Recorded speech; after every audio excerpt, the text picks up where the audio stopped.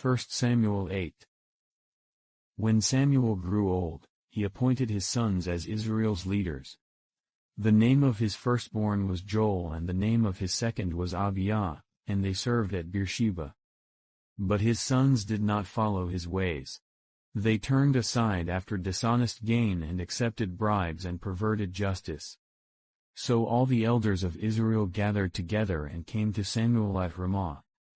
They said to him, "You are old, and your sons do not follow your ways. Now appoint a king to lead us, such as all the other nations have."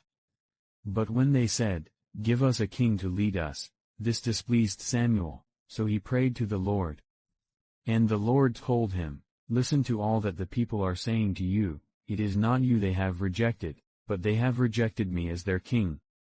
As they have done from the day I brought them up out of Egypt until this day, forsaking me and serving other gods, so they are doing to you. Now listen to them, but warn them solemnly and let them know what the king who will reign over them will claim as his rights." Samuel told all the words of the Lord to the people who were asking him for a king.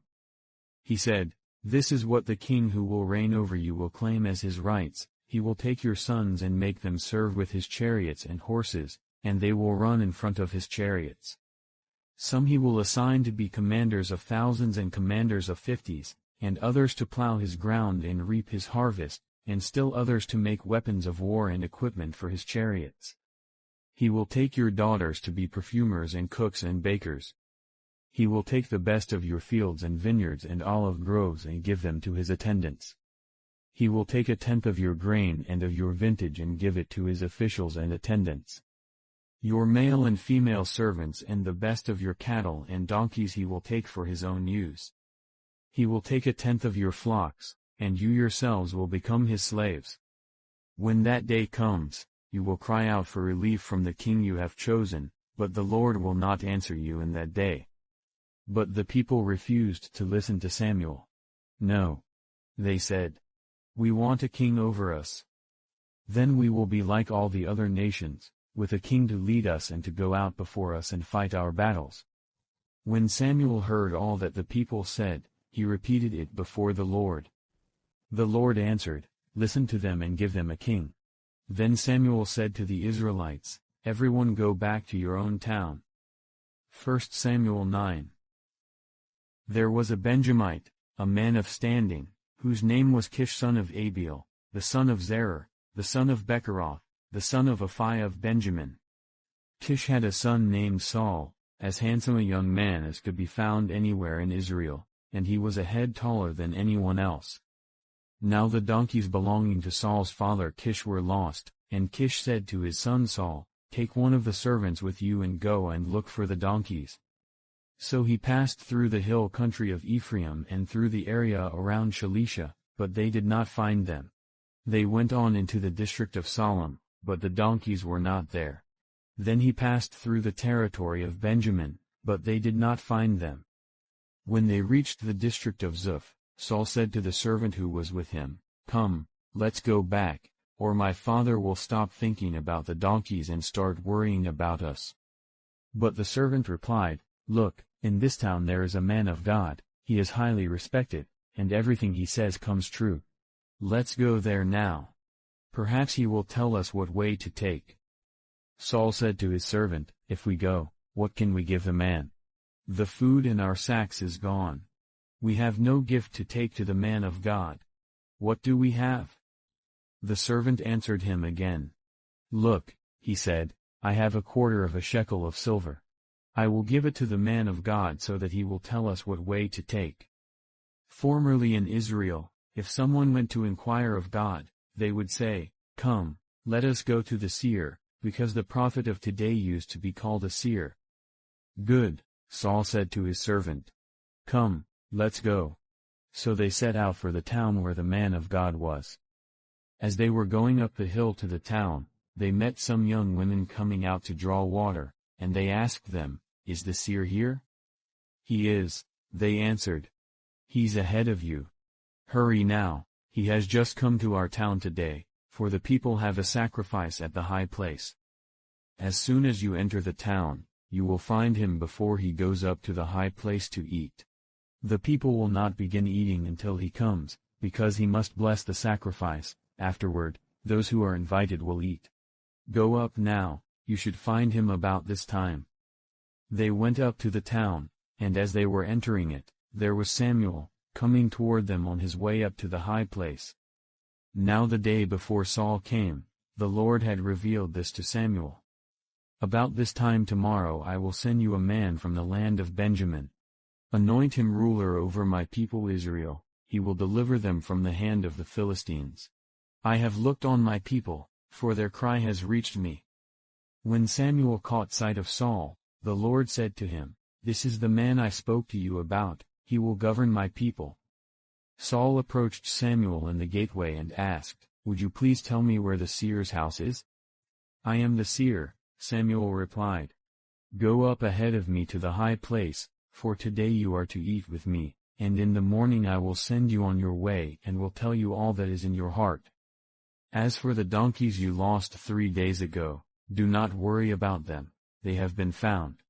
And to whom is all the desire of Israel turned, if not to you and your whole family line?" Saul answered, "But am I not a Benjamite, from the smallest tribe of Israel, and is not my clan the least of all the clans of the tribe of Benjamin? Why do you say such a thing to me?" Then Samuel brought Saul and his servant into the hall and seated them at the head of those who were invited, about 30 in number. Samuel said to the cook, "Bring the piece of meat I gave you, the one I told you to lay aside." So the cook took up the thigh with what was on it and set it in front of Saul. Samuel said, "Here is what has been kept for you. Eat, because it was set aside for you for this occasion from the time I said, I have invited guests." And Saul dined with Samuel that day. After they came down from the high place to the town, Samuel talked with Saul on the roof of his house. They rose about daybreak, and Samuel called to Saul on the roof, "Get ready, and I will send you on your way." When Saul got ready, he and Samuel went outside together. As they were going down to the edge of the town, Samuel said to Saul, "Tell the servant to go on ahead of us," and the servant did so, "But you stay here for a while, so that I may give you a message from God." 1 Samuel 10. Then Samuel took a flask of olive oil and poured it on Saul's head and kissed him, saying, "Has not the Lord anointed you ruler over his inheritance? When you leave me today, you will meet 2 men near Rachel's tomb, at Zelzah on the border of Benjamin. They will say to you, 'The donkeys you set out to look for have been found.' And now your father has stopped thinking about them and is worried about you. He is asking, 'What shall I do about my son?' Then you will go on from there until you reach the great tree of Tabor. 3 men going up to worship God at Bethel will meet you there. One will be carrying 3 young goats, another 3 loaves of bread, and another a skin of wine. They will greet you and offer you 2 loaves of bread, which you will accept from them. After that you will go to Gibeah of God, where there is a Philistine outpost.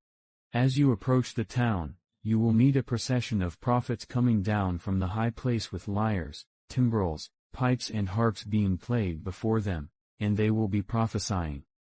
The Spirit of the Lord will come powerfully upon you, and you will prophesy with them, and you will be changed into a different person. Once these signs are fulfilled, do whatever your hand finds to do, for God is with you. Go down ahead of me to Gilgal. I will surely come down to you to sacrifice burnt offerings and fellowship offerings, but you must wait 7 days until I come to you and tell you what you are to do." As Saul turned to leave Samuel, God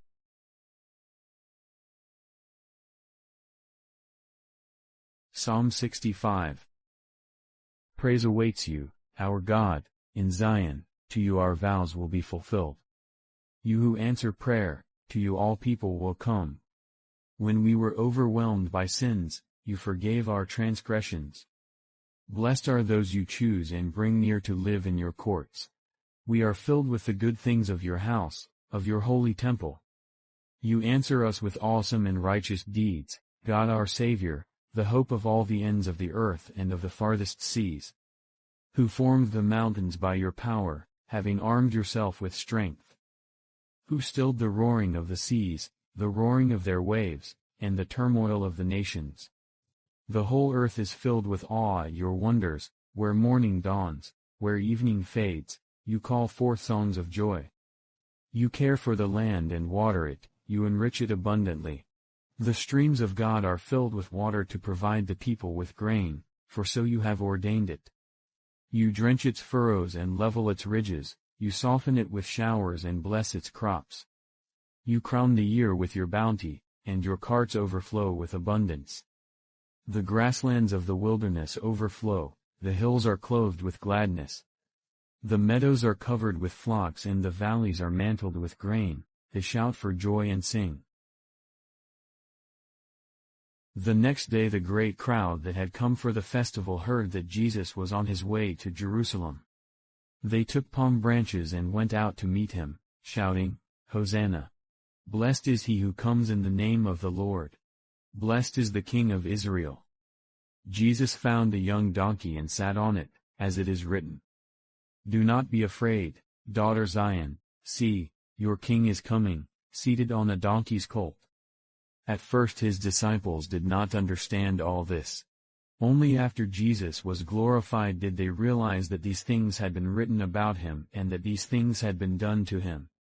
Now the crowd that was with him when he called Lazarus from the tomb and raised him from the dead continued to spread the word. Many people, because they had heard that he had performed this sign, went out to meet him. So the Pharisees said to one another, "See, this is getting us nowhere. Look how the whole world has gone after him." Now there were some Greeks among those who went up to worship at the festival. They came to Philip, who was from Bethsaida in Galilee, with a request. "Sir," they said, "we would like to see Jesus." Philip went to tell Andrew, Andrew and Philip in turn told Jesus. Jesus replied, "The hour has come for the Son of Man to be glorified. Very truly I tell you, unless a kernel of wheat falls to the ground and dies, it remains only a single seed. But if it dies, it produces many seeds. Anyone who loves their life will lose it, while anyone who hates their life in this world will keep it for eternal life. Whoever serves me must follow me, and where I am, my servant also will be. My Father will honor the one who serves me."